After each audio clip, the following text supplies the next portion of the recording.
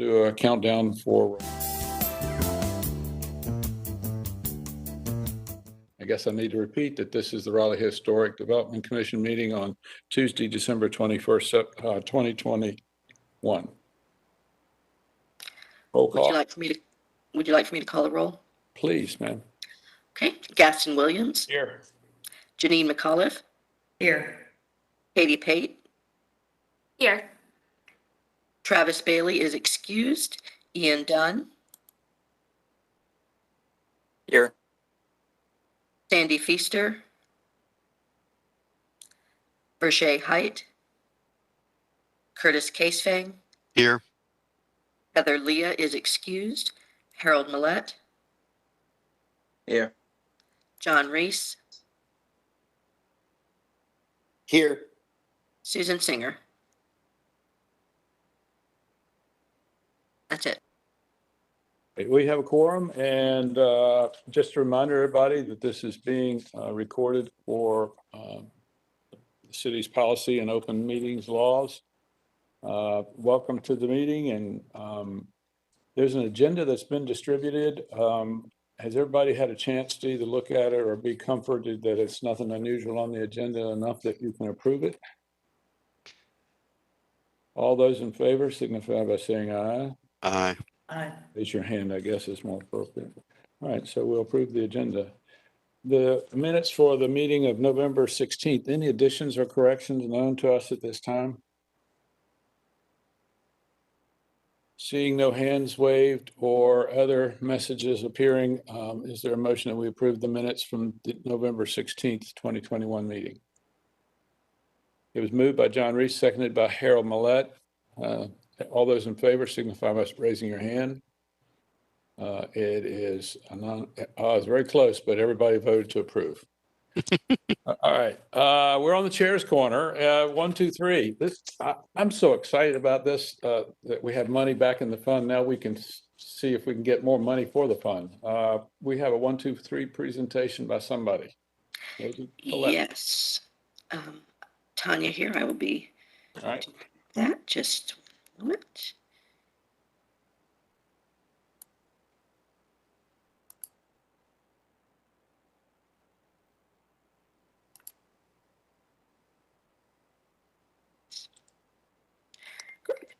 I'll be talking about the revolving loan fund, which is a city fund that was established over a few years back in the mid 1990s. It's a pool created to have on hand for preservation, with the condition that the money be returned to the fund to be reused for similar activities. It is a city fund that thus far has been used by the Raleigh Historic Development Commission as gap financing for historic preservation rehab projects. We do have a little brochure that's available for folks to look at on the website. And it was established in response to the 1989 comprehensive plan. And initially it was funded at $250,000. It has increased to $275,000. Just a couple of years ago, when the Plummer T. Hall House and the funds that Housing and Neighborhoods had in, they let us put it into the revolving fund. Application is through city staff and RHDC. We use the Housing and Neighborhoods process, and typically the loans are either for properties that are Raleigh Historic Landmarks, or as part of the rehabilitation at the end will become Raleigh Historic Landmarks. There have been there've been a handful of projects over the years. One of the earliest ones is the Roger Bagley Daniels McGee's house for $75,000. The Plummer T. Hall house actually used the funds twice. Back in 1995, funds were used, $58,000, along with monies from Housing and Neighborhoods and Preservation North Carolina and Capital Area Preservation. The city ended up taking over the property with a deed in lieu of foreclosure, and then funds again were loaned out to Preservation North Carolina for additional rehab and relocation of the house. Crabtree Jones' house, $100,000 was loaned to Preservation North Carolina for assistance in relocation of that house to avoid its demolition. And the Lustron house has used $100,000, which was for the preservation and relocation of it.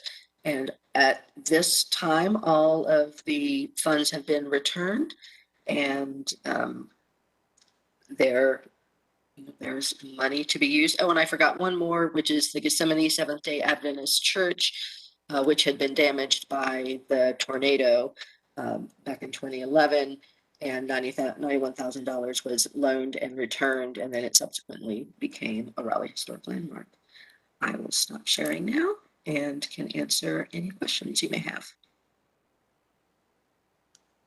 In our brief discussion in the executive committee, we discussed having staff help us find out what the deadlines we've missed for budgetary, so we could ask for an increase to $500,000 or more.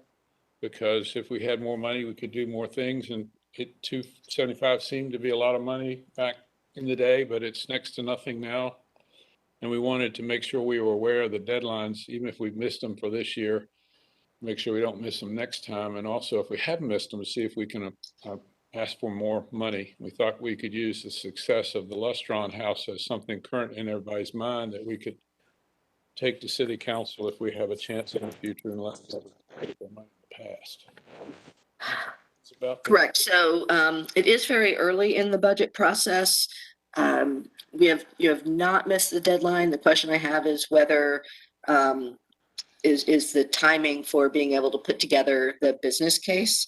I think what I would suggest is in January, we staff bring forward and see if we can get the intern who prepared the study on the grant and loan fund to look at what he pulled together for us. And we'll need to be able to make a business case.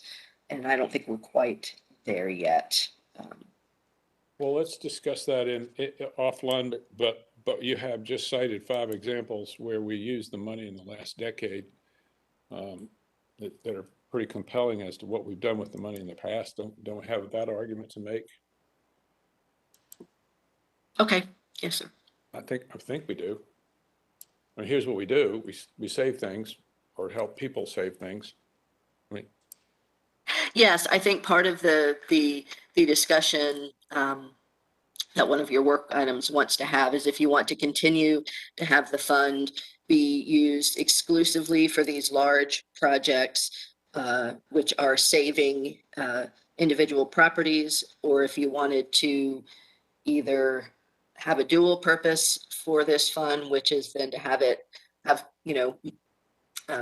more smaller loans to help people and businesses stay in their properties, or if you want to create a completely separate fund to use for that purpose. And okay. That's where the question lies. Well, let's just try to put our heads together collectively and propose something to, or at least advise the full commission at its next meeting how we're going to approach it, and what we're going to ask for, and they can chime in as to what level our goal should be to try to get extra funds, I think.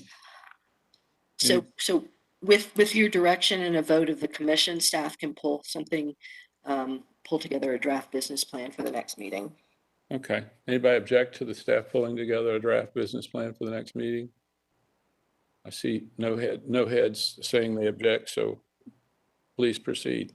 Okay, noted. All right. UDO ordinance reviews. 1A, the rezoning case number 414, excuse me, at property 416 East Cabarrus Street, and a couple other addresses, 3 other addresses. This is an action item for information and action to recommend denial of the application. I need somebody. Ira, are you going to lead us through this? Actually, Gaston, this is Colette. I'll kick you off here. just as a reminder.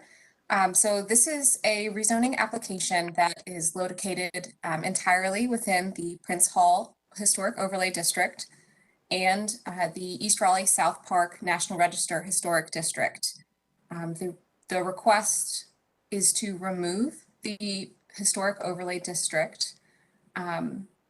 You may recall that at the September meeting, you had a brief introduction to this request where in September you approved a memo to send to City Council because it is in the historic district. We sent it to the state for comment. So those comments have been received, and we revised the previous report that we shared with you. And you are correct. The recommended action is to vote to recommend denial, but now we'll pass it to Ira to give you more details about the application. Yeah, thanks, Colette. So this is, according to the Unified Development Ordinance, every time a historic district, a zoning district is changed, you have to go through that extra step. So just to update you, this case is now in front of Planning Commission. So it's got to the point where, like every other normal zoning case is, they've heard it once and deferred, basically to give time for this meeting to happen. So we're interested in your thoughts.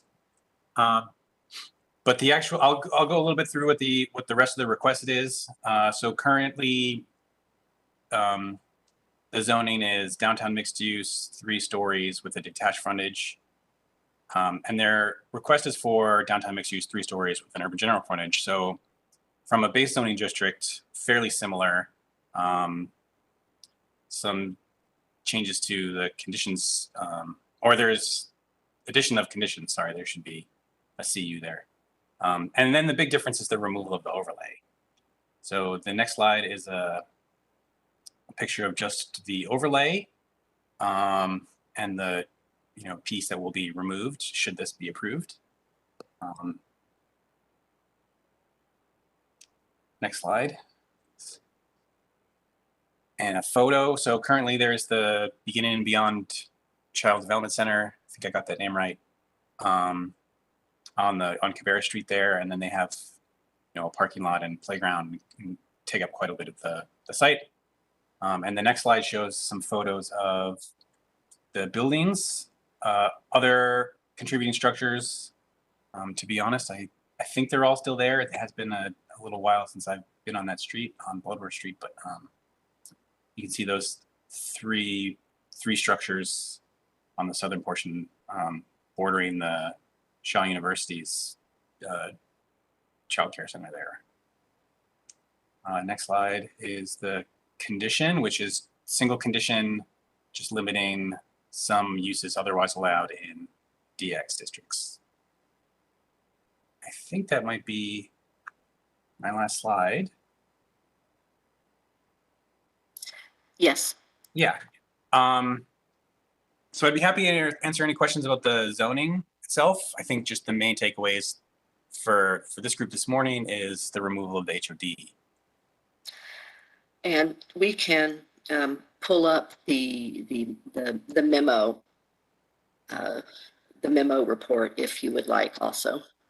But the applicant has a presentation. Anybody want to see I think we ought to hear from the applicant first and then look at the report. Is that okay? Can you introduce the applicant to us, please? And what is the time limit on this? 3 minutes or more? There is no time limit unless you choose to place one. Okay. And Colette, I'm not 100% sure who the right person is, so could you please? Yeah, let's start with Mac Paul.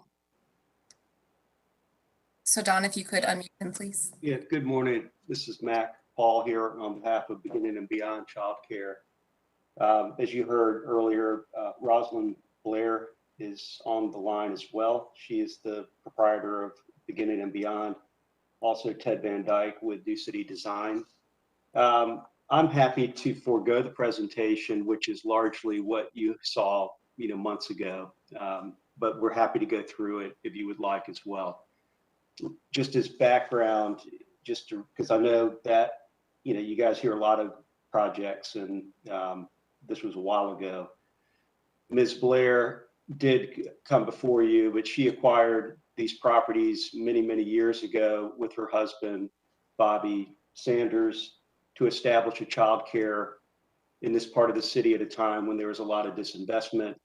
They came to Raleigh, to go to Shaw University, settled in the area, and have been serving children in this community for more than 25 years. And obviously the historic district came along after that. Her dream has been to expand that business, and the building that they're in currently is outdated. It has a lot of issues like lead and other things that are just not ideal to have a child care center. She has forged a lot of partnerships with the city and the county and NC State to develop this facility so they have a model outdoor play area and healthy living and a lot of other great programs as well as transportation so families can get their kids there in the morning. The challenge she has faced, and Ted Van Dyke, who came before you previously and went to the DRAC a couple of times, I think is best summed up in the memo that's dated December 21st on the first page. This district was established to maintain the residential character of the area. And we have, a number of slides, and Ted in his presentation showed examples of the area that had very significant and eclectic buildings that were non-residential, but they no longer exist except for the Masonic building that is still there and is 3 stories. And looking at what is on the ground today, it's been challenging to make this project, which is a 3-story childcare center, community center, which also has a gymnasium attached to it, to be residential in character. It was a very similar issue that we faced a number of years ago when the district was adopted and a hotel project was proposed next to Shaw University. And there, the district was removed on those properties. The houses were relocated to Bloodworth, but it was a commercial structure, and it was pretty clear early on that there wasn't a real compatible example in the district to use for going through the COA process. So that's really what led Ms. Blair to conclude, and Ted and myself, that we needed to remove the historic district in order for her to remain at this location and be able to expand her facility to serve the kids there. And again, I'm happy to go through the presentation if you want to see kind of the examples from the past, the proposal, some of the challenges with that in relation to the district. Hey, Mac. Yeah. Commissioner, just speak up if you wanting to go into the detail of the thing we've already seen or you have available to you, but I just have a couple questions, kind of 2-part questions. Yes. What encumbrance, these properties are pretty much at the heart of the districts, both the National Register Historic District and Prince Hall's Historic Overlay District. Why does it have to be removed from the status of in being an historic overlay district? Why is that an impediment that can't be worked around by other means? Well, I think one of the comments that we heard in order to stay, if it stays in the district, is that the community center would need to be broken up into multiple buildings, which is, obviously contrary to the vision and the program that the community center has. So that's the main, I think it's really the scale and the massing is the real challenge.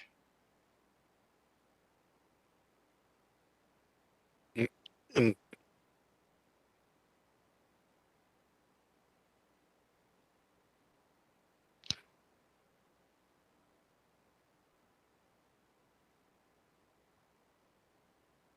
Sorry about that. When AT&T calls about your fiber, you got to take the call. Right.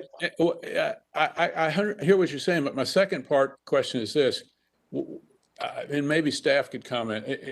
I don't understand why we can't make exceptions other than lifting the historic overlay status out. Why can't we work with the other components to let Ms.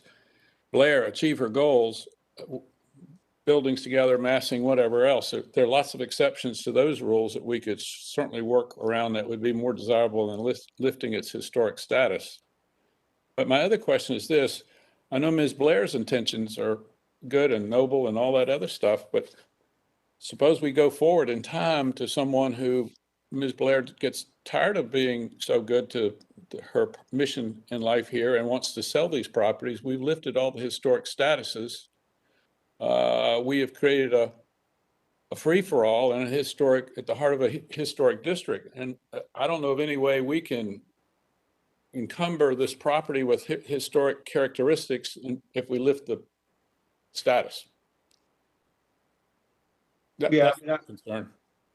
Yeah, I would just say on that point, I mean, we are considering zoning conditions that would address the daycare use and maybe other uses that would not be permitted if it's not a daycare, or some other trigger if it ever changed as a use. Her intention, obviously she's been here for 25 years and she doesn't do anything other than a daycare, and that's why we're here today.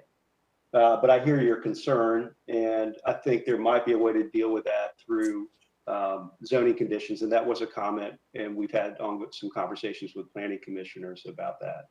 Okay. I hear what you're saying. Curtis? Has anything changed about these properties within the district that would result in their delisting at this point? It's something that has destroyed the significance of the properties that are within this zoning application? I mean, Mr. Van Dyke may be able to speak more to that point. I would just say from the perspective of the rezoning and Ms. Blair, most of it's vacant, but there are some structures there, one of which would be readapted, the barber shop on, I believe that's on East Street. But primarily the building where the childcare is currently located, I don't think there's anything that's happened that would make it delisted. It's just not serving the needs of her childcare center. Again, that's been there for a long time. So I think all I'm saying is what your comment isn't what's driving this. It's not because there should be delisted. It's because she's trying to create a community center there, or expand her childcare to have some more services and serve more kids. Okay. Other questions? Follow up? I have a follow-up for staff. While we're hearing the presentation, I've been reading the special character essay on the Prince Hall Historic District, and heard represented that the special character essay speaks of residential, that it's a residential district and everything is residential in it. I'm not necessarily finding that to be true. Am I incorrect in this to staff? Are there mentions of the intermixed commercial nature in the special character essay? The Prince Hall is a mixed use district. Mm-hmm. Are primarily only, I guess, substantial mixed use district. And I have not recently read the special character essay, but it's certainly discussed in the report. So, okay. So the characterization is primarily residential would not be accurate. All right. Katie Pate? Thanks, Gaston. Yeah, I was curious.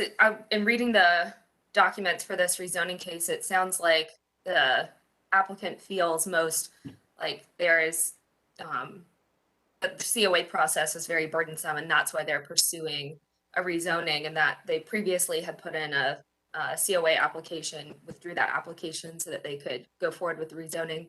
If that's the case, what can we do on our end to make the COA process more more simplistic from a commercial use perspective? It would seem that that was cited as the issue, that the COA process didn't fit in with the commercial use versus a residential use.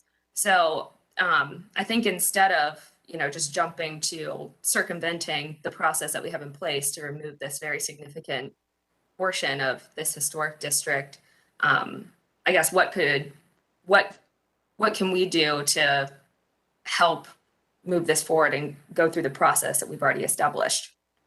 That's what I'm curious about. I think that this is, you know, I agree with you, Gaston. This is a noble cause. I think it's great to have more community centers and businesses of this type. But I just don't feel that so I feel like it does not align with our goals and our mission here to remove this historic overlay district as kind of the first motion. Mhm. Can Ted Van Dyke respond to that? Sure. Hey, Ted. Good morning.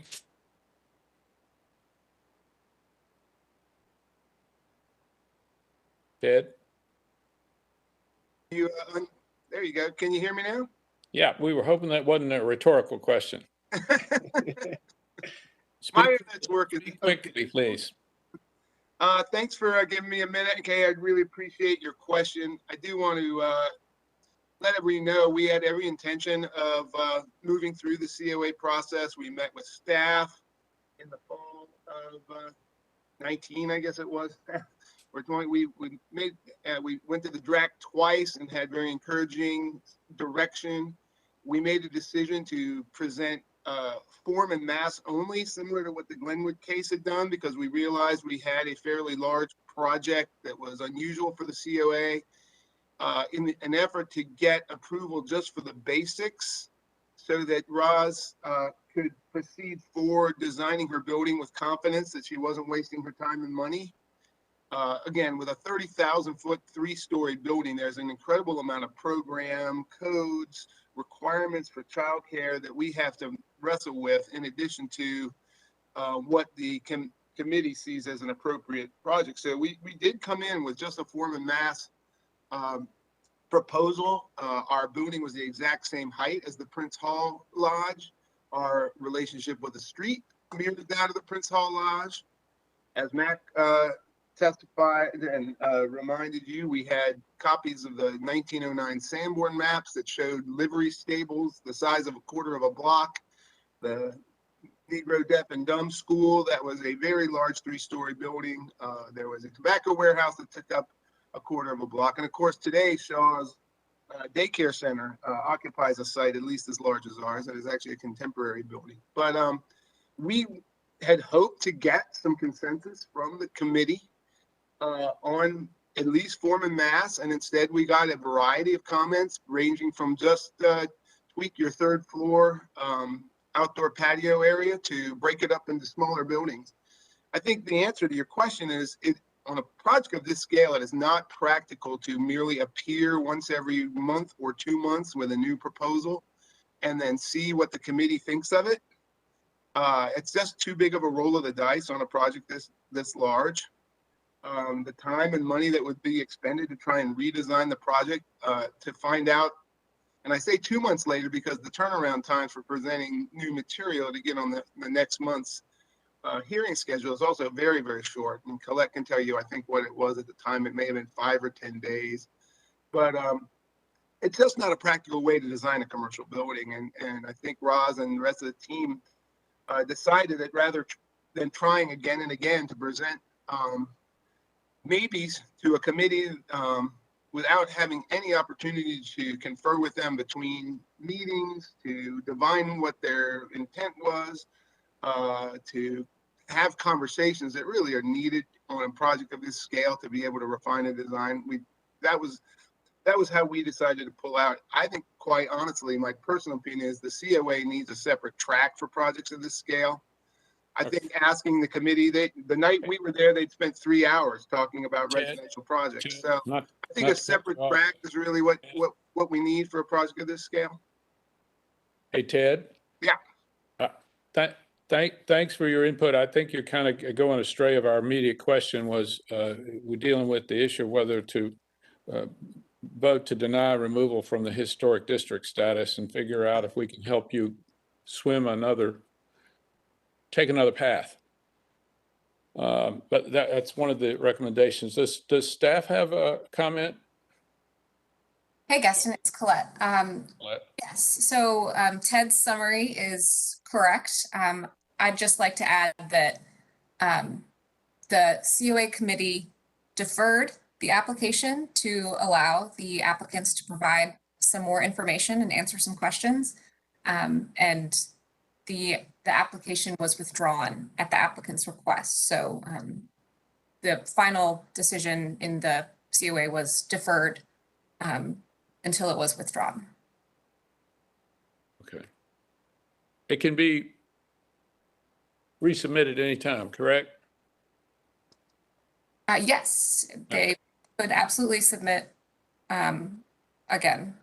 All right. Have we covered everything? Is the staff recommends, as I'm reading my crib notes for the meeting, vote to recommend denial of the application.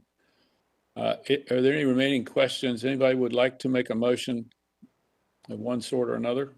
Curtis? I'd like to move that we recommend denial of the application and encourage the applicant to submit a COA on one of the fully formed designs of the building to give a better sense of what they're proposing to the COA committee. Is there a second to that motion? There are 3 seconds, but Ian wins the prize here. He got his hand up first. So it's been moved and seconded. Does the recording person, do you need a clarification of the motion? You got all that? I don't know whether you do it by hand or you do the recording. Whichever it is, the motion is clear, correct? Yes. All right, good. Any further discussion? All those in favor signify by raising your hand. All those opposed, raise your hand. The motion is carried, made by Curtis, to deny the application and to invite the applicant to resubmit a COA and see if we can work together to come up with a solution that allows them to do the project, but doesn't involve destroying a part of the historic districts. Gaston? Yes. I'm sorry to interrupt. This is Ira Mabel again. So I wanted to wait for your, motion to be finished. It is entirely up to you. I think, like I said, the rezoning has been before Planning Commission, and they deferred. They were interested in your thoughts. So at this time, if you'd like to either, say something additional on the record that you'd like to transmit to them, because they still have to process this case. So other than we, motion to deny and would like you to have a COA, if there was any further information you think is important for them to have, Yeah, I understand. this would be a great opportunity. Is there an attached staff report? Is there not to this? Yeah. Gaston, yes, if you look at the staff memo, we provided some standard suggestions for consideration for possible conditions that are pretty typical of what you would pass along and recommend if Planning Commission does decide to recommend approval. And then on page 4 of the staff memo that was attached to board docs. Tanya Tully here. What we can do, Gaston, is revise the memo from you all to Planning Commission, adding Curtis's additional suggestion. And with vote by the commission, we can send it to you for a quick review electronically before sending it off to Planning Commission. Yeah, I think that's good. And also made the record of this meeting reflect that we're adopting by reference the words and their information in the staff report to the commission as a part of our minutes. If they're not formally done so, we adopt that by reference, all the information in it, and consistent with what Tanya just said. I think it would be great to have a more focused letter, including some information that has been suggested by Ira and others. Anything else? Mr. Van Dyke, Ms. Blair, other folks, thank you for coming today to the meeting. Yes, Curtis. I was on DRAC when this came before DRAC, so I cannot hear this case when it's a COA case. And I can say that the consensus of DRAC was that this was approvable.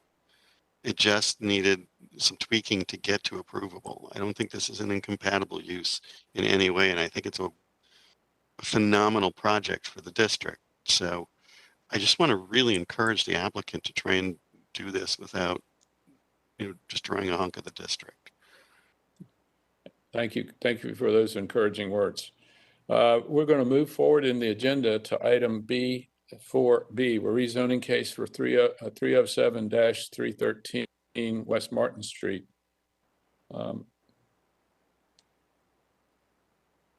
Would someone summarize this issue for us?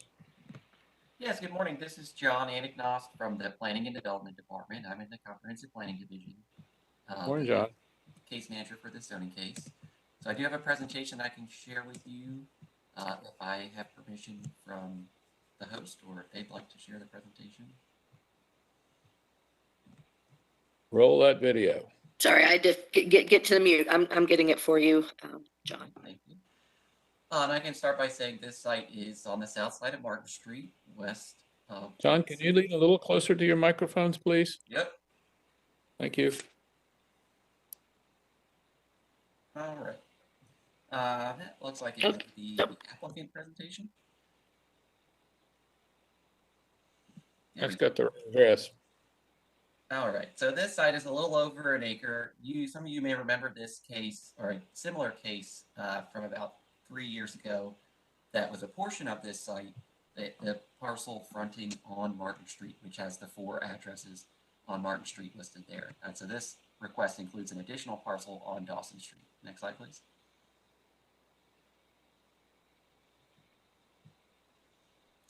So this area is primarily zoned with the downtown mixed-use zoning, and there are heights in the area of up to 40 stories, but in many of those taller height areas are not part of a National Register Historic District, and we'll see that in a second. Next slide, please. So here you can see the site. It is 2 commercial buildings that are in part of the Depot Historic District, National Register Historic District. Both are contributing structures to that district. Next slide, please. Here's a little closer view, and we'll go to the next slide. Here you can see the facades of those 2 buildings. Next slide, please. And from Commerce Place, next slide, please. And then this is the rear of Commerce Place, where it reaches Davie Street. Next slide. And then this is on Dawson Street. This is the parking lot that has been added to this in comparison to the previous zoning case. Next slide, please. So the request is to increase the height on the site from a mix of 5 and 12 stories to 20 stories. And I'll note that 12 and 20-story zoning districts in Raleigh do not have a maximum height in feet. The increase in actual development capacity is not significant in staff's projection. That's largely due to the fact that the staff estimate process basically assumes a larger footprint of a parking structure to accommodate the extra height. And so really the additional development is just eaten up a lot by the parking structure in the way that we project this. Next slide, please. All right, so why is this relevant to you? So like I said, these 2 buildings are contributing structures to the Depot Historic District. Next slide, please. It's not a terribly large district. You can go to the next slide. And it's about 20 years old. And the architectural significance of the district is the commercial buildings related to shipping and distribution, wholesale movement of goods in this area. And it is, typically noted in these documents that the character is associated with low height buildings. Next slide, please. these are the descriptions of the two buildings in question, just in case you'd like those for reference. I'm not going to read any of that. Next slide, please. In addition to the National Register nomination, the city has a small area plan for this area called Downtown West Gateway Plan that was adopted shortly after the area entered the National Register, was added to the National Register. And the small area plan does recognize that this is an area with growth potential. And so there is a balance that is desired in that area plan of preserving the historic character while enabling additional density. Next slide, please.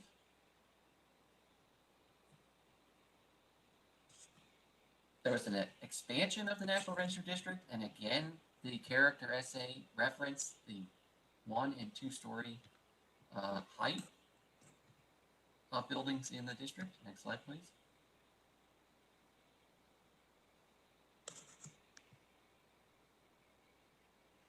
There's also the downtown plan that Raleigh had adopted about 5 years ago, which talks about this area, and it does note that there should be some action to revisit the historic depot district.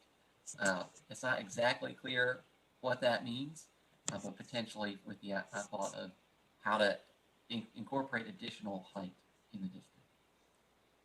Next slide, please. All right, so there are some zoning conditions that are offered by the applicant with this new zoning request. And so I've tried to, the new zoning conditions draw heavily on the existing zoning conditions that were approved as part of Z 3618.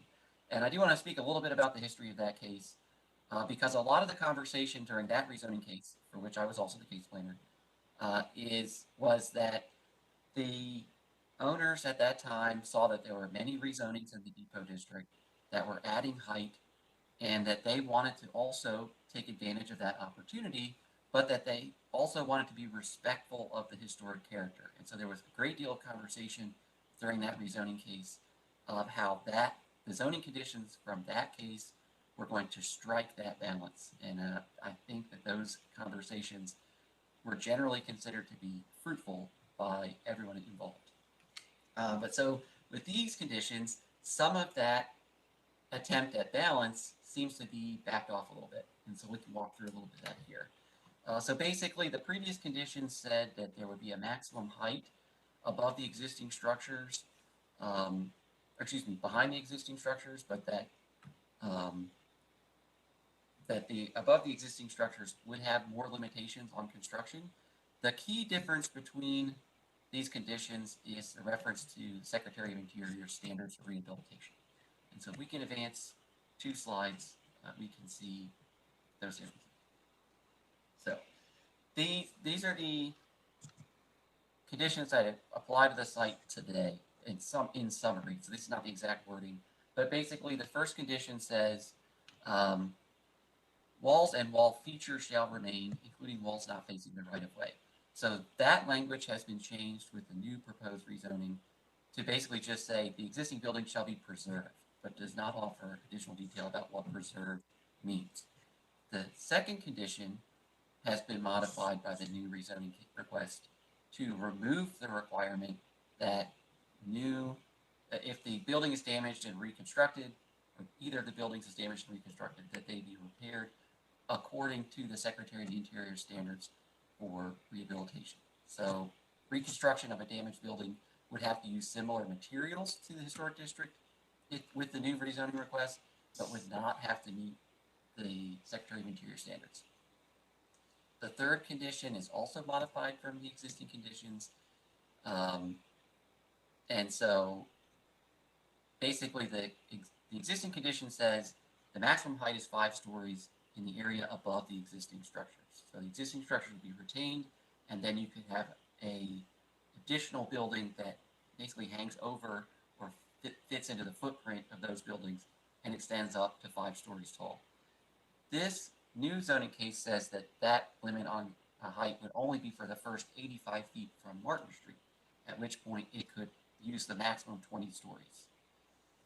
In addition, the new development above the existing buildings, which could now be closer to Martin Street, would also not be required to meet the Secretary of Interior standards for rehabilitation, according to the new zoning request, whereas the previous zoning case would require that they meet those standards. Next slide, please.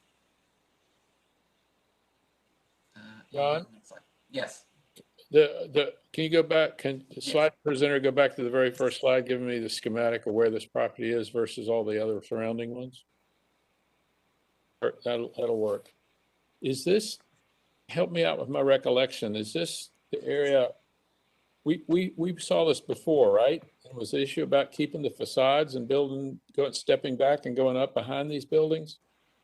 Yes, so this zoning case was in 2018, and a big part of the conversation was how to step back new construction above the existing facades such that a person walking on the north side of Martin Street would not have great visibility of the new construction, regardless of whether the materials were historically congruous or met Secretary of Interior standards. And so there was information presented to the City Council at that time with some pretty basic trigonometry of how tall an addition could be behind the facade before it would become visible on the north side of Martin Street.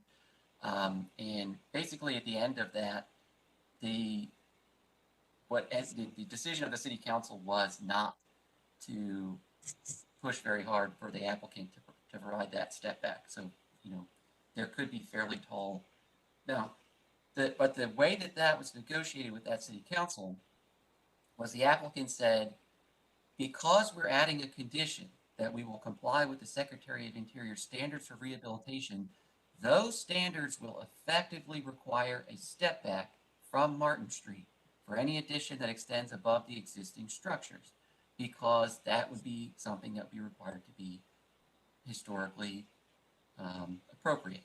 And so without that requirement on the current zoning, there is really nothing to restrict an addition to be basically right up against Martin Street, directly above the existing facades. And the applicant may have a different view of that, but that's my interpretation of the way this case is written. Yeah. Can you go back one more slide, please, to the overall picture of the schematic? Back to the down look that shows you, yeah, that one. Okay. And this is the area adjacent to or behind, in front of Thomas Sayers' former workshop and whatnot. And those are all parking lots that we see except for the buildings that are identified. Is that right? Yes. The Right. buildings are Clearscape and Tom Sayers structure. Okay. Yeah. Okay. And straighten me out. I thought this was a done deal that that somebody already said, yeah, you can build it, but you can't come up to the street and you got to do a setback so that it looks nice to the humans that might walk there in the future. You can't do much on the Dawson side because it's going to be exposed anyway, but on the other side, on the Martin side. So this is surface back around again. Gaston, this is Aaron. John has done a great job of analyzing the changes from the previous rezoning. Just to provide a very brief, low-level summary, there's a new rezoning for the site that adds in 310 South Dawson Street. So that's a new parcel in this rezoning application. And the changes to the previous rezoning are essentially to increase the height from 12 to 20 stories for the larger footprint, the parcel with the buildings on it, and to decrease the setback from Martin Street where new construction would occur to 85 feet back rather than, I think it was maybe 140 feet. But the applicants are also here and have a presentation to share if you'd like to hear it. Sure. Before we go to the applicant, any questions about John's summary and Aaron's add-in from the commission? You got any quick questions for Curtis? So my understanding of the proposed conditions, they suggest that truly nothing will happen to the first 85 feet of depth of the existing structures unless through some disaster they are destroyed. Is that what I'm hearing? Is that what the takeaway here? So my read of these zoning conditions is that they would enable the owner to build up to 5 stories of height on top of the existing structures. That they might remove a portion of the interior of these building footprints or cantilever some structure above the building footprints, and that they could essentially have a facade of a new piece of construction that is basically a zero setback, that the new facade extends directly above the existing facades at the street line and is new construction. So you would have 2 stories of historic structure and then 3 additional stories of brand new construction flush with each other on the street line. It's my read of what this would enable. Well, when we get to the applicants, we'll ask the applicant to address that specifically. I think the last time we met, I'm sorry to dominate your discussion right now, but I think there was a lot of concern about keeping the facade, doing the setback, and then I think there was even a discussion about doing a further setback to go up to 20. So from the street, it looked pretty much the same as it does now on the human level. Who's to speak on behalf of the applicant on this? Somebody help me. I'm using a foreign computer here and I don't have access. Gaston, I've got a quick question, if you Yes. don't mind. What is the 85 feet significance, and is that the length of the existing buildings, or where did the 85 feet come from? Guess, and this is Aaron. I can address that. Please do. I believe in the rezoning application, it stated that that is a line established by the structural pattern of the building. There's a particular structural break at that point on the property. That would be a reasonable place to essentially begin new construction beyond that point. To clarify, I'm sorry. Go ahead. Sorry, John. Well, I was wondering, is there a diagram somewhere that shows where that 85-foot line is? I believe it's stated in the application where that is, but Fred Belladin is the applicant, and he is here and can answer every detail of every question that you have, I'm sure.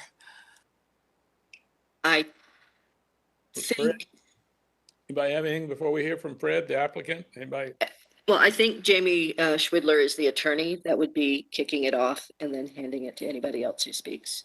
Okay, and kindly spell your last name when you speak so the person keeping the record of this won't go crazy. Okay, who'd like to speak first from the applicant's point of view? So good morning. This is Fred Belden. As Tanya or Colette noted, Jamie will kick us off and introduce Jason, who is with the Turnbridge Development Team, and then I'll walk through Jamie and I will walk through a presentation that should answer all of the questions we've heard. Great. Please begin. Well, Don needs to unmute Jamie and Jason, please.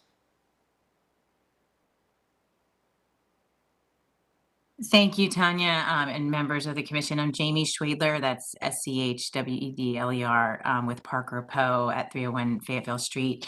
And I am the land use attorney associated with the rezoning case, but I'll just do a brief introduction here.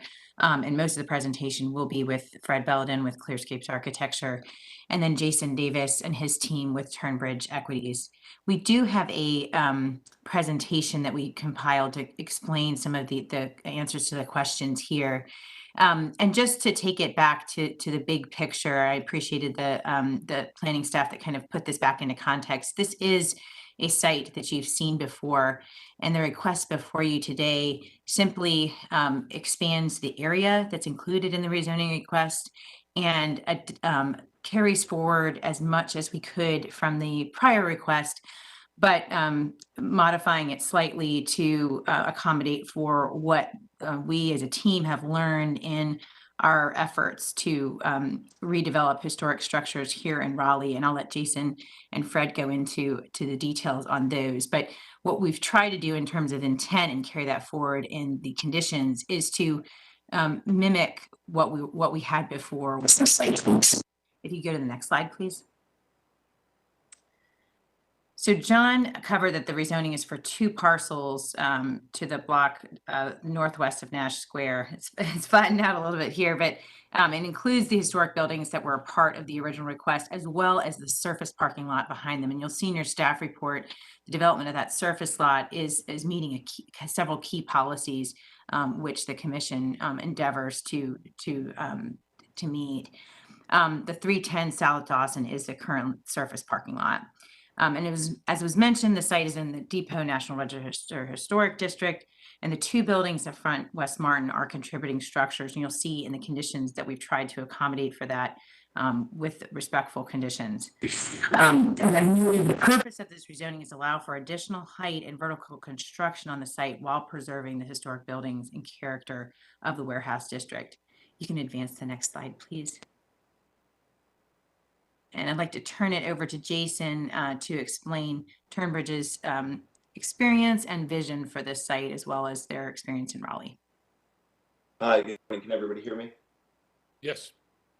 Great. Well, my name is Jason Davis with Turnbridge Equities. And again, thank you for your time this morning. Projects nationally, but with a specific focus on high growth markets like Raleigh. We've developed multiple projects in historic districts and involving historic landmarks that respect the fabric and the context of the surrounding community. And as some of you know, we spoke recently in this process at our proposed creamery project on Glenwood Avenue. And through that process, we've appreciated the RHDC and the COA committee's knowledge and attention to detail with respect to historic development in Raleigh. It really does make developers like us up our game. With the Martin Street case before you, like the creamery, our goal is to create a project that immediately integrates the historic buildings into the overall development, letting the history and architecture inform the new design and creating unique and interesting spaces between the two, like the plaza and the courtyard that we'll explain in greater detail through the presentation, and improving what is today a large surface parking lot behind these two. Especially important along the stretch of Martin Street, given that the streetscape of historic warehouse buildings is relatively intact and is one that can support a rich urban environment. Our proposal maintains this streetscape. We recognize that we are picking up and expanding on a project that was previously reviewed by RHDC. And as we've gone through our process, we've gotten to know Thomas Sayer and gained an understanding of his and Steve Schuster's goal for the property as expressed in the current zoning. We're committed to carrying their goals forward in this iteration of the plan, which expands on their vision by creating a larger land assemblage that stretches to Dawson Street and can accommodate a more economically viable commercial scale building alongside the significant historic preservation that we're committed. As you know, we're partnering with Clearscapes on this project, as we have on the creamery, and I'll hand the presentation over to Fred Belladin, who has a long history with this property, to further explain our vision. Thank you, Fred. Sure. Next slide, please. So I am a partner with Clearscapes Art and Architecture, and I know many of you, and also let me say it's thrilled to see a lot of new faces sitting on the commission from when I last served.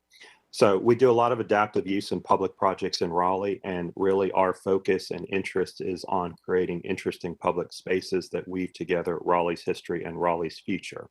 And that is exactly the goal for this project here. With that, next slide, please. And I'm going to let Jamie pick up a little bit.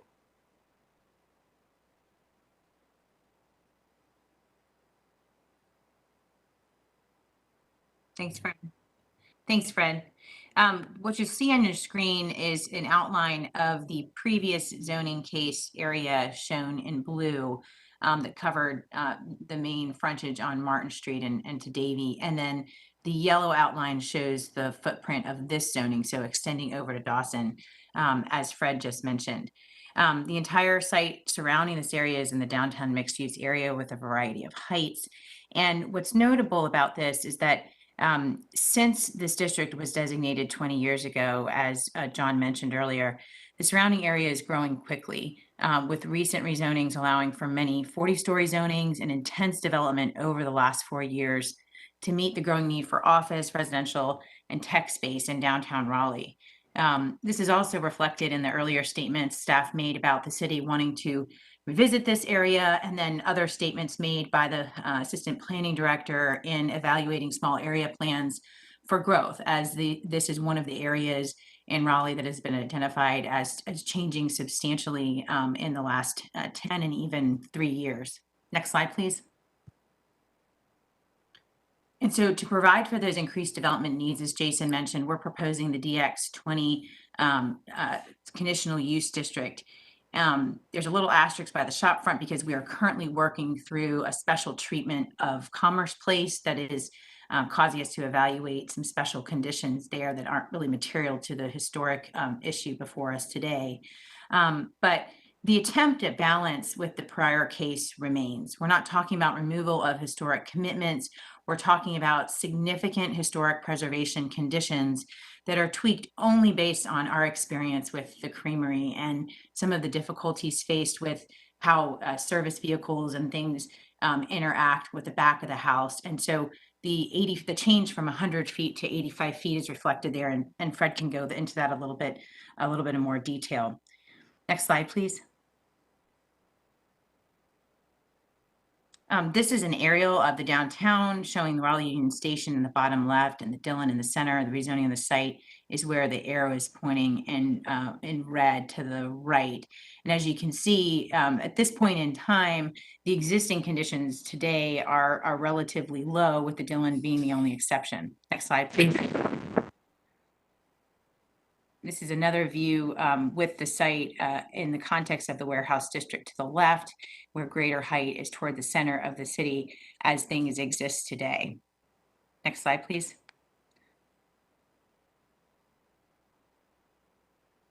These show just street level views, again, of the existing contributing buildings to the top left, and several of the street views and pedestrian views of the site surrounding the area. I think the staff's presentation did a sufficient job at explaining that. Next slide, please.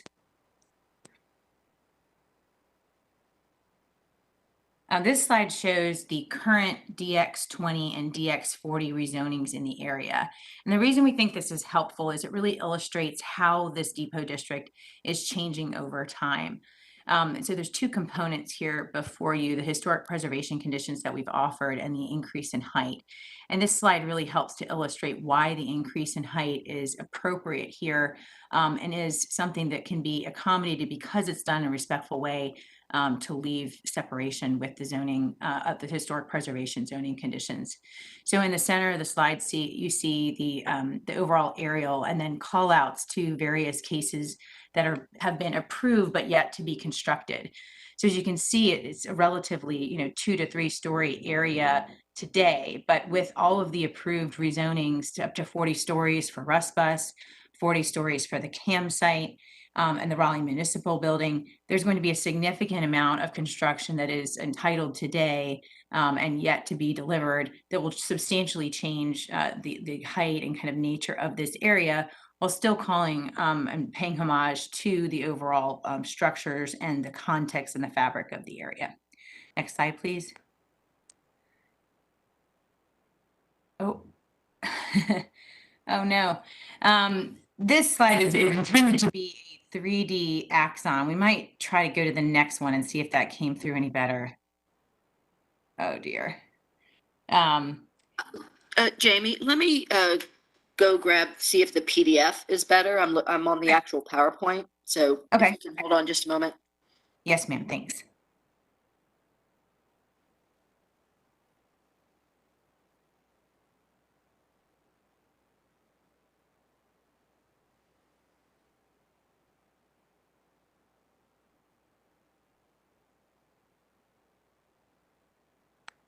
I am mindful of the clock.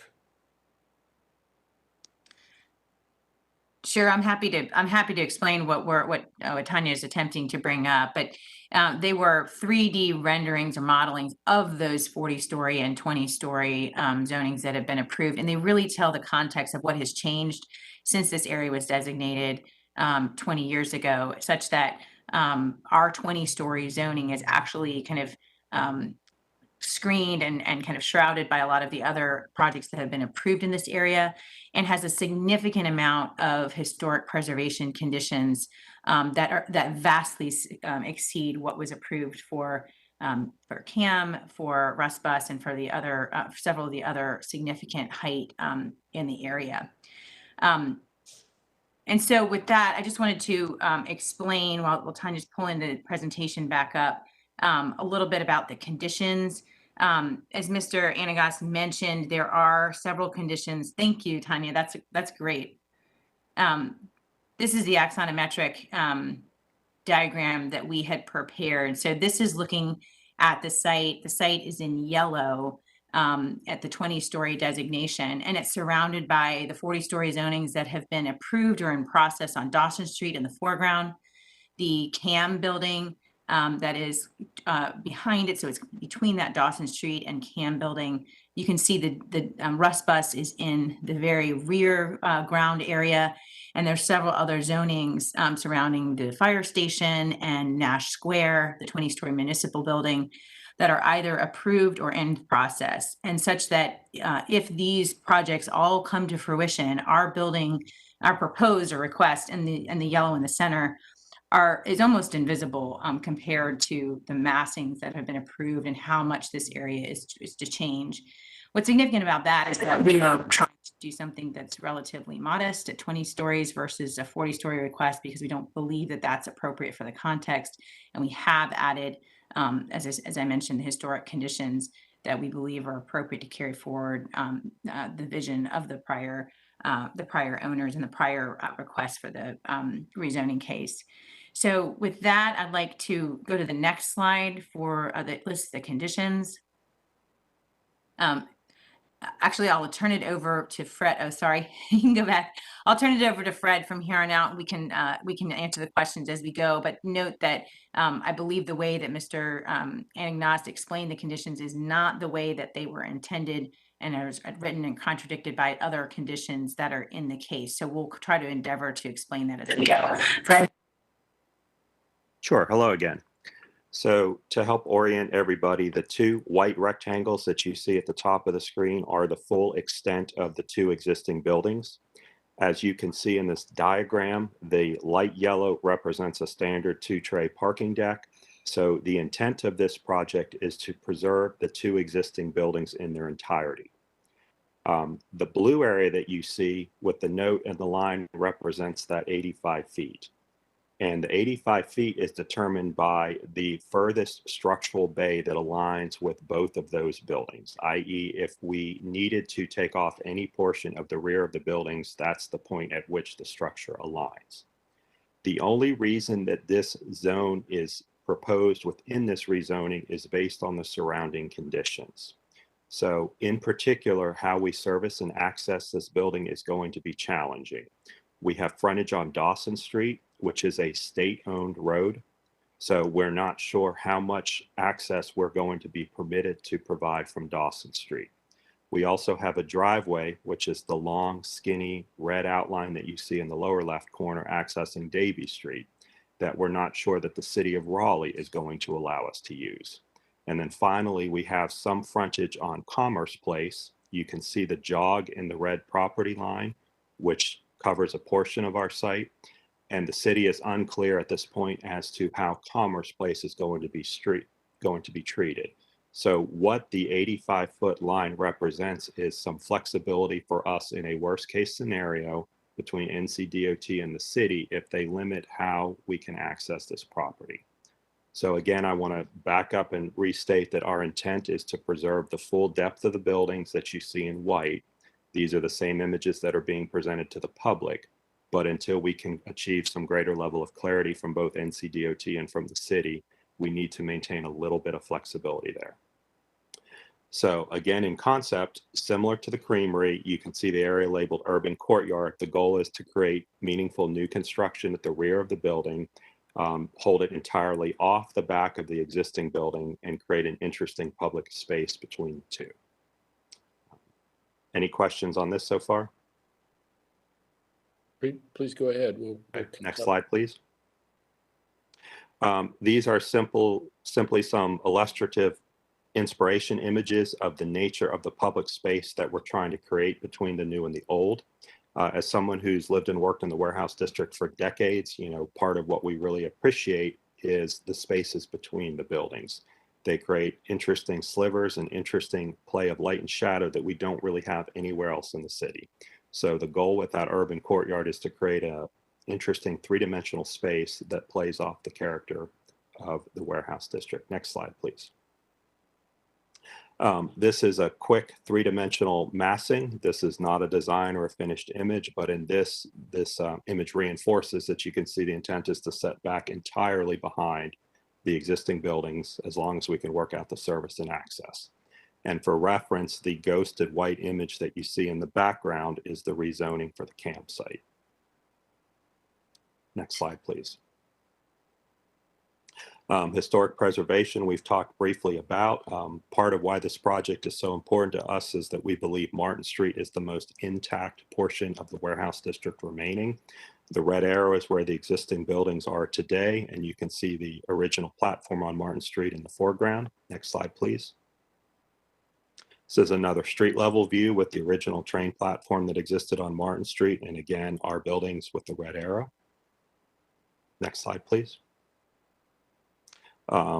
Similar to what John ran through in his presentation earlier, this speaks to the existing buildings. Next slide, please. And these are the zoning conditions that Jamie referenced. So to be clear, the intent of the zoning conditions is that at a minimum, the first 85 feet of the buildings will be preserved off of Martin Street. The intent, as I said, is to preserve all of the buildings operating under the assumption that we can work out the service and access with the city of Raleigh. In the event of disaster, i.e. the buildings are destroyed, only in that case would a 5-story massing be allowed to be constructed back on the site of the existing buildings. And if that massing is constructed, all of the exterior materials will be consistent with what exists on contributing buildings within the National Depot Historic District. And then these are the other zoning conditions that aren't really applicable to the historic conditions, but this is the commitment to the public space within, between the two buildings, the new and the old, as well as some other amenities. Next slide, please. And then this is the last image, again, to reinforce what we talked about earlier. So the intent is that all of the existing buildings, which are represented by both the brown and the blue, will be retained.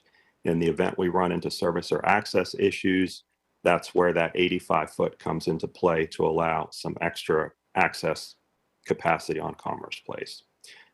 Green shows the urban space in between, which will be a sliver urban courtyard that connects Commerce Place to Dawson Street and also through that existing alley out to Martin Street, and the yellow represents the new building to the south.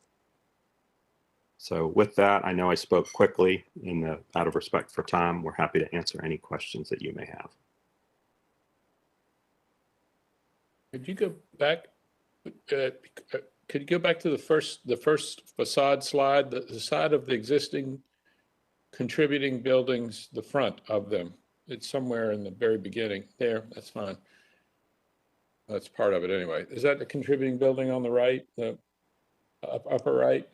Okay. That's correct. Okay. It's one of the two, yes. Okay, Curtis, you had a question, and I'll form my question a little better. Yeah, I mean, what I'm seeing here, the project I'm seeing here, I don't see any reason to take exception to, given the context of all the development around. My only discomfort in the proposed conditions is the third condition, limiting the height to within 85 feet, Martin Street to 5 stories, when you said that the whole district is 2 to 3 stories. So if we were trying to do something that was going to retain the character of the district in the event of a disaster, why go to 5 stories? Why not limit it to 3 when in that area, if that's the intent? That's a good question. I mean, as you pointed out, that clause applies only in the event of a disaster. If there is a disaster that occurs at that point, there's a financial hit to the project. So with all the other development going around this site, 5 stories felt like a reasonable compromise for the scale of what's going up in the surrounding context. Although you said the surrounding context is all 2 to 3 stories as far as the historic context, right? As it exists today, yes. Yeah. With the rezonings, that's going to change. So if I might ask a question, and John, jump in, and also Fred, while you're on the line. As I understand it, it's not in this particular slide, but in one of the slides, there were the existing facades. The crux of what you're wanting to do is to be able to build 3 more stories on top of a 2-story historic building in the same materials with 0 setback, and increase the height limit from 20 to 40. Right? I mean, that's the heart of what you want to do. 12 to 20 for the maximum 12 to height. 20, correct. 12 to 20 is what I meant to say. Sorry. Yes, sir. 12 to 20. Is that kind of the thrust of it? I do want to point out another significant difference, which is that the new construction in a significant portion of the site would no longer have to comply with the Secretary of Interior standards and be reviewed by preservation staff. So, you know, a lower standard for historic congruity of new development above the existing structure. Yeah, if I could just respond to that and also respond to Curtis's earlier question. The 5-story limit was carried over from the previous case, what was approved and what was proposed by Steve in that prior case was that if the buildings were destroyed and to be rebuilt, they would be rebuilt at a 5-story designation. And I would just note that that is what was deemed appropriate when the case was approved back in 2019. Significant amount of height that's changed since that time makes that height designation, even in the rebuild situation, even more appropriate and congruous with the way that this area is changing and the level of detail that you're seeing on preservation of a building that's not a historic landmark but is a contributing structure.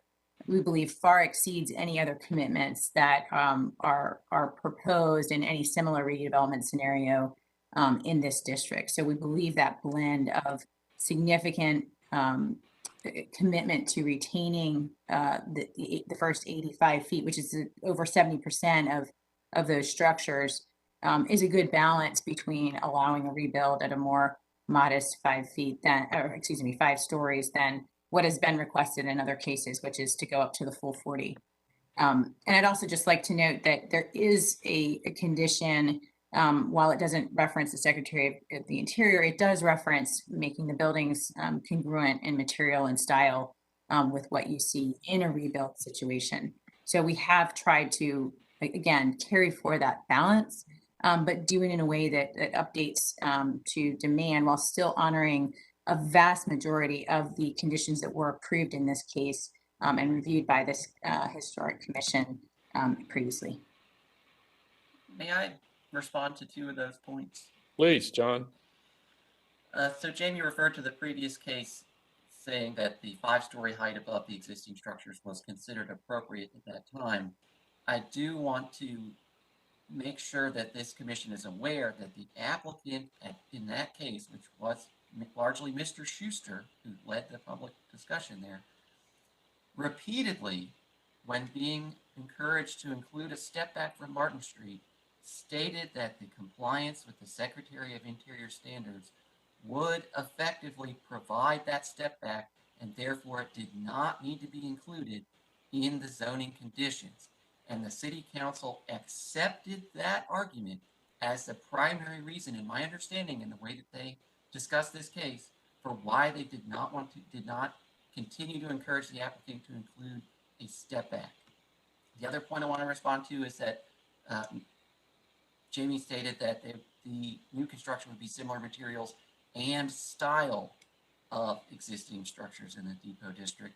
The conditions are written to say simply materials. They do not state that the style would be historically congruous. Now, the materials represented in this district, masonry, wood, glass, steel, that's essentially all of your building materials. So it's difficult. I mean, there's not many buildings that wouldn't meet that requirement. The quick question, and I know we got to move, and I'm sorry for deliberating this, but I'm having trouble with some of the concepts. The 85-foot thing is talking about not destroying the first 85 foot of depth in the building, right? This is Fred and Gaston. That is correct. Okay, but still, no one is addressing why you need to have a 0 setback to make this financially and everything else, so that at least from the human scale, this would look like an existing building behind which was built this 20-story building, and not just, I just think, I think one of the very attractive things of the first proposal was that there was a setback from the existing fronts with a 0 clearance on the front. I have a real problem with that. Can I address that, please? I think that statement was made. John Reese beat you to the draw. He has a question first, and then we'll go to you, Jamie. I'm just questioning why to remove the Secretary of State standards. I don't understand why that is so important. Okay, you want to address those both? Is that Jamie who spoke earlier? It was. I'll let Fred address the standards if that's all right. Just with respect to the 0 setback, I believe that's just a misunderstanding of the zoning conditions, or perhaps a clarification that could have been addressed prior to this meeting. When you look at the first condition, having the existing structures shall be preserved for the first 85 feet, that is effectively your setback. That the buildings within the first 85 feet of Martin Street will be preserved unless they're destroyed in the event of disaster. And the remainder of the conditions that speak to that redevelopment scenario have some additional discussions that we talked about already, but in no place is it saying that there will be a 0-foot setback when you look at the fact that the buildings would be preserved within the first 85 feet. So I don't understand that. I just think that's a misunderstanding of the conditions. John and Fred, could you please speak to the Secretary of the Interior question? Sure. So, and Gaston, to echo Jamie's comment, so as written, absent a disaster, the existing buildings will remain will remain for at least 85 feet. The intent is to keep them in their entirety. So the 20-story tower would be set back a minimum of 85 feet from the right-of-way. In the event of a disaster. But straighten me out. I could be confused because I'm working in a strange environment. But didn't someone say that you were going to add an additional 3 stories onto the 2 stories flush to Martin Street? No, I'm wrong. Okay. All right. Thank you. Go ahead. Sorry to interrupt you, Brett. Not a problem. In the event of a disaster, if those buildings are destroyed, the buildings could be reconstructed to a maximum of 5 stories. And to be perfectly frank, the difference between the 2018 rezoning and the 2021 rezoning is that the warehouse district is in a very different place today and moving ahead than it was 3 years ago. So our goal is always to provide more of a pedestrian scale at Martin Street. The difference is that if those buildings are destroyed with the proposed rezonings going on, a lot of that scale is going to be lost regardless. And it's going to be replaced with is mid-rise or high-rise construction. So it's trying to find an appropriate balance between maintaining a mid-rise or lower-rise level streetscape in the future, only in the event of a disaster, with all of the additional development that's going on within the district. Does that help to answer that question at all? Yes, John? I'm still going back to why remove the interior standards. Because and again, in the event of a disaster, if the new building is constructed with all of the new construction within the depot district, that historic character is not as applicable at that point. It's going to be all new construction around here. Okay, but by removing it, doesn't it allow you to do other things in the current design that you wouldn't be able to do if those standards were in place? Not mitigating the fact that if there was a disaster on the buildings. I'm not talking about that. I'm just saying, doesn't the removal of the interior standards give you more leeway or gives us less conditions by which you have to meet? That's an interesting question. And to be perfectly frank, I hadn't thought about that. Because yes, our intent has always been to preserve those existing buildings. And in fact, the owner is considering a landmark status. for them after the fact. So your concern is, as written with the conditions, is there anything that prevents us from drastically altering the Right. appearance of the existing buildings? Is that correct? Right. Correct. And that's what I'm nervous about.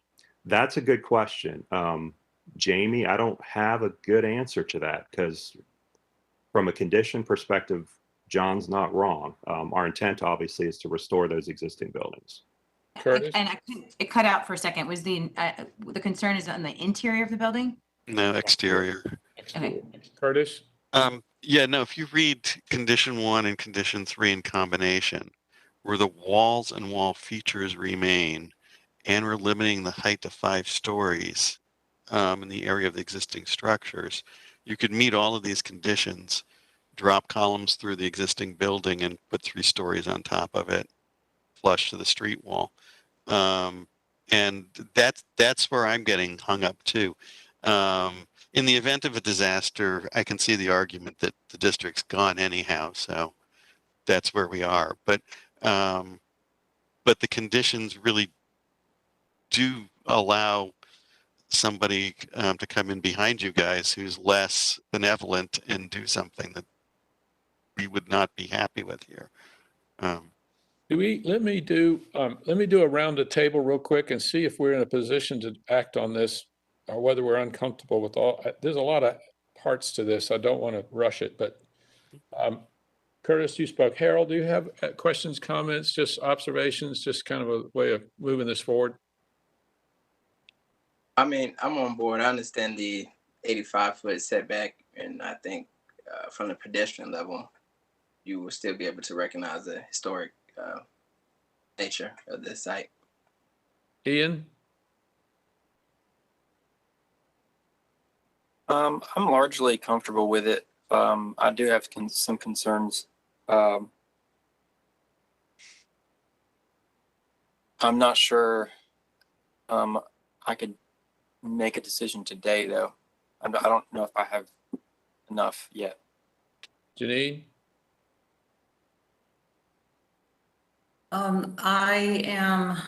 I think there's a little bit of confusion. I think I'm clear now about the preserving the buildings without building on top of them, barring any disaster. I guess I do wish we had more information about what the city and the access was. I don't know when that decision gets made, but that's part of, I think, what we're looking at here. So I'd love to get a little further on that discussion. John Reese? I agree with Janine, but in addition, I'm on board with everything except for removing the Department of Interior standards. Because I think that those are there for a good reason should something go awry that nobody is anticipating to this date. But I think those two things, getting the city to deal with their stuff and then and then keeping the standards, I'd be on board. All right, Katie? Yeah, I think Curtis and John made some good points. In particular, I'm always a little wary when we're kind of counting on a group or developer to change the regulations with the promise that they won't use all of the allowances that they're trying to create. That said, I don't know if I'm ready to make a decision today. I thought I understood this when I was looking at the documents, but now as we're going through it, I feel like I don't have a good enough understanding of what this means materially. And also, I guess I think it's important to point out in the event of some, large disaster, kind of the argument that, the character of a district is changing means that we should continue to change it is kind of part of what we are here to mitigate, is to maintain the character of a district, not to allow it to go in line with where the development is going elsewhere in the district. So I think we being mindful of that is important as well. So those are my thoughts.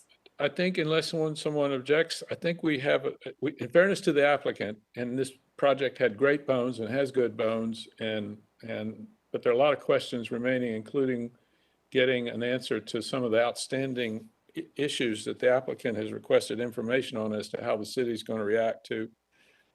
access, et cetera, and all the other issues John Reese mentioned about removing some of the conditions. Would it be appropriate in the consensus of the commission to move this forward to the January meeting and get more information, more time to think about it? I'm excited about the project. I just want to know more. And Yeah, and I'd like to point out too, we're missing several people today, and I would like to hear what some other folks have to say as well as we move forward. Yeah, I concur with your thoughts there in terms of putting it off and perhaps asking the applicant to reconsider the conditions they're proposing in light of the discussion. all right, Jamie, Jason, and Fred, I hate to do this. I like being decisive when we can, but we want to be fair too. And I think we just have these centrally two concerns, but overall approval of what you generally want to do. We just two major concerns. And I think it'd be best to address those before you ask us to vote. Hey, Gaston, this is Fred. I think I understand. Could I ask for quick clarification on Absolutely. what my understanding is? The concerns are specifically related to how the existing buildings are preserved or treated, correct? Yes. Okay. And the status, the standards and status of national, whatever. The National Park Service standard. Yes. And I think it would be fair to say, in a bigger level, our concerns are not with your proposal; it's with what would happen if things go bad. Yeah, I think everybody. It's going to be a terribly exciting project, and I hope I'm sure we will come up with a way to go forward. But We appreciate that, and we're happy to look at those things and come back before you. I believe it's the 18th. I did want to clarify, to the extent there were questions about access and the decisions the city is going to make. Those are site plan decisions. Right. So those will not be decided before January 18th, but we can explain a little bit about what we've done with the city to explore those. okay, and I'm sorry to disappoint you not having a positive motion, but I think having a positive motion from this body won't hurt your project at all, and a little bit of a delay is probably prudent. We appreciate that. Thank you very much. Thank you for coming today or chiming in today. I appreciate it very much. It's very disturbing to talk to people you can't see, but we'll deal with this some other. It's better than hearing voices that aren't speaking to you. But let's go to C, rezoning of 1624 Glenwood Avenue. I believe there's a recommendation that we do something here. And is Mabel going to present on this? Hey, Gaston, this is Colette. Again, I'm going to kick you off with a brief summary.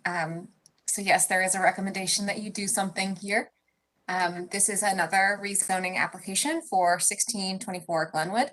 The application number is Z6821. The reason that you are seeing this today is because the property is located within the Hayes-Barton Historic National Register Historic District. So the site address is 1624 Glenwood. However, the portion of the property that is being rezoned is the rear portion that does not have a building. So the staff memo provides some information about the two adjacent buildings that front on Glenwood, but the subject area is currently a parking lot that did not have or did not in the past have a structure located on it. So Ira, if you want to start your presentation. Sure, thanks. Colette already did half of it, so we can just skip to the next slide. It should be hopefully pretty simple for me. Just some context. So this site is in 5 Points. It is the parking lot that is behind what is right now Lone Rider and the gas station, the BP gas station on the southeastern point, I guess, of 5 Points. We can go to the next slide. Another aerial. So currently a parking lot. Next slide. A couple of photos also showing a parking lot. Next slide. And there are, a list of conditions currently on the site. If the zoning were approved as written, there would just be one, which is that there will be no building. So would remain an accessory use in some form or fashion to some other use, most likely. So pretty straightforward from the rezoning side. I'd be happy to answer any questions. And I believe the applicant is here as well. Case Fang? Simple question. The net effect of going from CX3 UG CU to CX3 UG without the CU? What is the net effect? So the conditions are the same. There's currently, the current zoning has 8 or 10 conditions. They are proposing zoning district that has just that one. Mm-hmm. The thing that's dropping is the what's called an urban frontage. So the UG initials in the zoning code stand for urban general. The frontages relate to how buildings relate to the street. So they are removing those requirements, which have a lot to do with where parking can be placed, how much of a frontage needs to have a building in it. I think, you know, the applicant can speak if you're interested in their intent for why they don't want to have that, but that to me is a big difference. So that frontage requires a certain percentage of their, you know, linear footage on Fairview to have a building up there, which I can infer from their condition they don't want to build a building at all. So that's a conflict for them. Did that answer your question? Yes. Yeah. And just to offer my 2 cents to my fellow commissioners, I don't see how this impacts our world at all. So I don't see it. It might impact those people who like to drink behind those bars in which this parking lot's located, but. yeah. Otherwise, no. Is there a motion that we need to hear? Do we need to hear any further information? Is there a motion from someone on this, please? John Reese has moved, and the second would be, do we have a second? Second of Katie Pate. John Reese, would you state your motion? I move that we approve this application for rezoning. Everybody understand the vote? All those in favor signify by doing something. They're raising their hands. Everybody is. It's unanimous. Any further information on this that we need? Thank you very much for the presentation.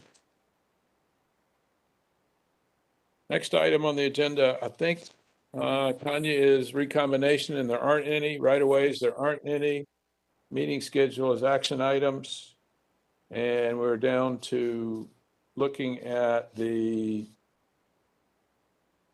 discussion items for the Ligon House and Seaboard Station and potential landmarks. Real quick, I'm going to just summarize. Yes, Karis. I was just going to propose that we adopt the calendar 2022 as proposed. Thank you.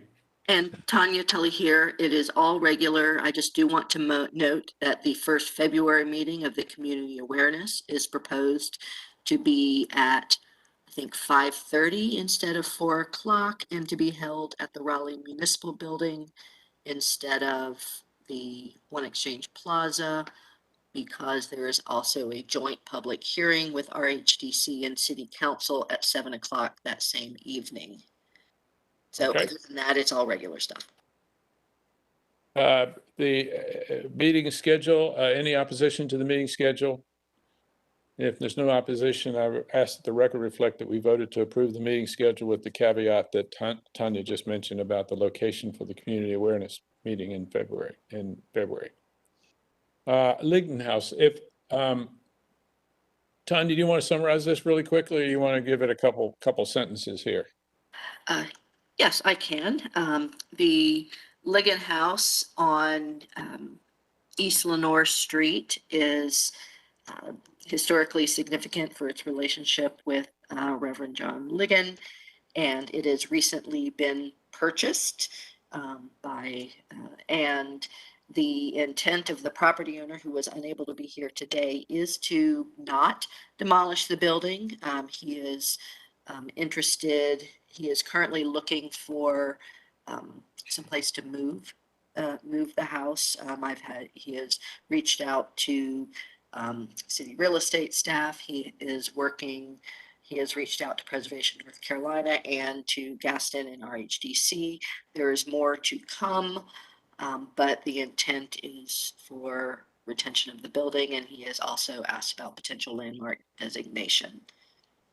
And we met with him and we tried to be a positive force for expediting, removing barriers and getting done so we don't lose the house. It may not be able to stay on its lot, but nearby and within the historic district is the goal. So the house will be preserved in the historic district, maybe not on its exact lot, is the common goal. A whole bunch of details to be worked out, but the individual Ashkan Hosseini who bought it is very interested in doing it this way. Seaboard Station.